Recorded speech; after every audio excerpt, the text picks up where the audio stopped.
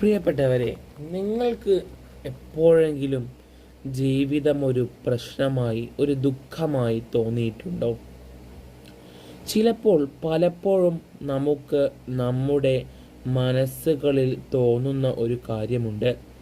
എനിക്കിനി ജീവിക്കാൻ വയ്യ, ഞാൻ അനുഭവിക്കുന്നതിലും അപ്പുറം അനുഭവിച്ചു കഴിഞ്ഞു, ഇനി എനിക്ക് ആത്മഹത്യ മാത്രമാണ് എൻ്റെ മുന്നിൽ കാണുന്ന വഴി എന്നൊക്കെ ചിന്തിച്ചുകൊണ്ട് ഒരുപാട് വിദ്യാർത്ഥികളും ഒരുപാട് മുതിർന്നവരുമൊക്കെ ആ ഒരു സംഭവം തിരഞ്ഞെടുത്തുകൊണ്ട് അങ്ങനെ സ്വയം മരിക്കുന്ന, സ്വയം ജീവനെടുക്കുന്ന ഒരു രീതി കണ്ടുവരുന്നു.